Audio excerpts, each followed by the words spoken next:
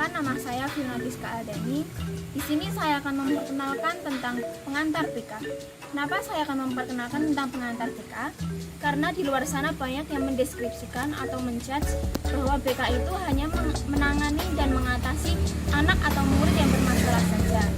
Padahal sebenarnya guru BK itu memenuhi kebutuhan atau memberikan pandangan untuk siswanya. Di sini saya akan memberikan pengertian tentang bimbingan dan konseling. Yang pertama, pengertian bimbingan. Bimbingan merupakan proses pemberian bantuan yang diberikan seorang pembimbing kepada binimbing agar dalam proses perkembangannya, binimbing itu dapat mengoptimalkan potensi dalam menghadapi setiap tantangan yang akan muncul di kemudian hari. Bimbingan ini bersifat preventif dan perseveratif atau memelihara dan merawat. Kemudian yang kedua ada pengertian konseling. Konseling merupakan proses bantuan individu secara profesional dan melibatkan komunikasi antar pribadi untuk mengatasi hambatan-hambatan yang dialami dalam proses perkembangannya, sehingga individu ini akan lebih mampu menyesuaikan diri dengan dirinya sendiri dan juga lingkungannya mampu mengatasi persoalan yang dihadapinya. Konseling ini bersifat kuratif atau perbaikan dan perseveratif. Dari pengertian bimbingan dan konseling tadi, dapat disimpulkan bahwa pengertian bimbingan dan konseling merupakan proses bantuan atau pertolongan yang diberikan oleh pembimbing kepada individu melalui pertemuan tatap muka, sehingga individu atau konseli memiliki kemampuan untuk melihat dan menemukan masalahnya. Dan juga konseli itu mampu menerima dirinya sendiri sesuai dengan potensinya, serta mampu memecahkan masalah yang dihadapinya secara sendiri atau mandiri. Dalam melakukan proses konseling, tugas guru BK atau konselor itu membantu konseli yang pikirannya ruwet menjadi jernih atau pola pikirnya menjadi teratur. Dalam proses konseling itu ada asas-asas bimbingan dan konseling. Asas-asas itu merupakan aturan atau kaidah-kaidah yang harus ditaati secara tertentu dalam melakukan proses konseling. Asas-asas BK ada 12 asas. Yang pertama, asas kerahasiaan atau rahasia. Asas kerahasiaan ini merupakan asas yang menuntut dirahasiakannya segenap data dan keterangan peserta didik atau konseli yang menjadi sasaran layanan. Yang kedua ada asas kesukarelaan atau sukarela. Asas kesukarelaan atau sukarela merupakan asas yang menghendaki adanya kesukaan dan kerelaan peserta didik atau konseli untuk mengikuti atau melayani layanan atau kegiatan yang diperuntukkan baginya, seperti mau menerima segala pendapat. Yang ketiga ada asas keterbukaan atau terbuka. Asas keterbukaan atau terbuka merupakan asas yang tidak kontradiktif dengan asas kerahasiaan, karena keterbukaan yang dimaksud menyangkut kesediaan menerima saran-saran dari luar dan kesediaan membuka diri untuk kepentingan pemecahan masalah. Hal ini dilakukan supaya konselor dapat atau mampu membantu konseli serta terbuka dalam menyampaikan diri konselor, sehingga hati dan pikiran untuk berproses bersama dapat berjalan dengan baik.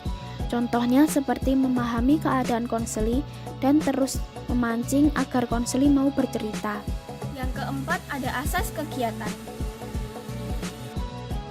Kegiatan yaitu menghendaki agar peserta didik atau konseli yang menjadi sasaran layanan dapat berpartisipasi secara aktif di dalam penyelenggaraan layanan atau kegiatan bimbingan. Contohnya seperti guru pembimbing atau konselor yang harus dapat membangkitkan semangat konseli sehingga ia mampu dan mau melaksanakan kegiatan yang diperlukan dalam penyelesaian masalah yang menjadi pokok pembicaraan dalam proses konseling tersebut. Yang kelima ada asas kemandirian atau mandiri.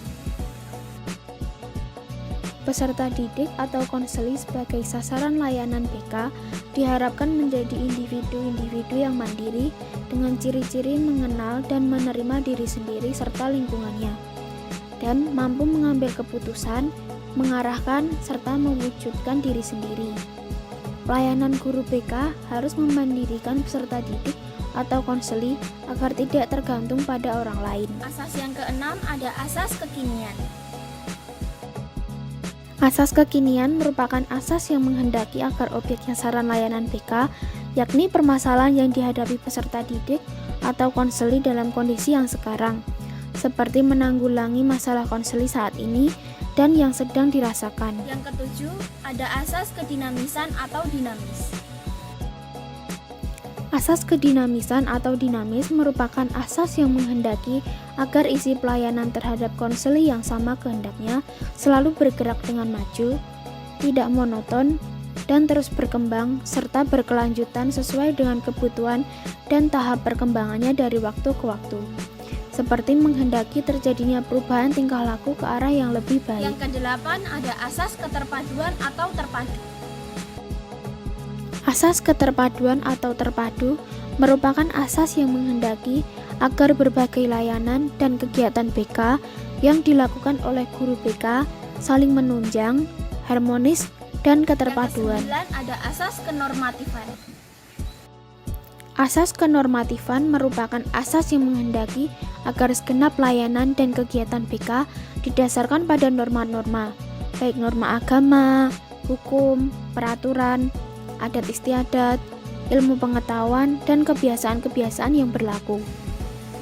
Yang ke-10, ada asas keahlian atau ahli. Dalam asas keahlian, seorang konselor hendaklah tenaga yang benar-benar ahli dalam bidang BK atau yang sengaja dibekali ilmu BK. Seperti, konselor harus memenuhi standar kualifikasi akademik dan kompetensi konselor yang berlaku secara nasional. Yang ke-11, ada asas alih tangan. Asas alih tangan merupakan asas yang menghendaki agar pihak-pihak yang tidak mampu menyelenggarakan pelayanan BK secara tepat dan tuntas atau suatu permasalahan konseli mengalih tangankan permasalahan itu kepada pihak-pihak yang lebih ahli. Contohnya seperti konseli mempunyai gangguan kejiwaan atau mental tidak lagi menjadi kewenangan konselor, melainkan psikiater. Yang ke-12, ada asas Tutwuri Handayani. Asas Tutwuri Handayani merupakan asas yang menghendaki agar pelayanan BK secara keseluruhan dapat menciptakan suasana yang mengayomi atau memberikan rasa aman, mengembangkan keteladanan, memberikan rangsangan dan dorongan, serta kesempatan yang seluas-luasnya kepada konseli untuk maju. Bimbingan dan konseling bertujuan untuk membantu peserta didik atau konseli mencapai tugas-tugas perkembangan secara optimal sebagai makhluk Tuhan, sosial, dan pribadi.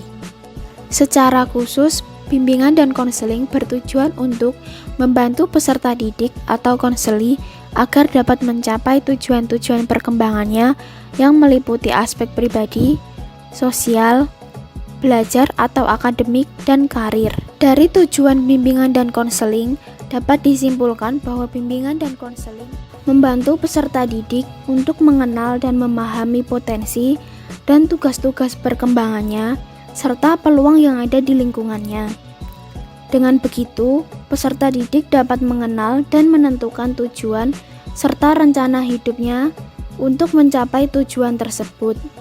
Peserta didik juga dapat memahami dan mengatasi kesulitan-kesulitannya sendiri, menyesuaikan diri dengan keadaan dan tuntutan dari lingkungannya, dengan menggunakan segala potensi dan kekuatan yang dimilikinya secara tepat dan teratur secara optimal.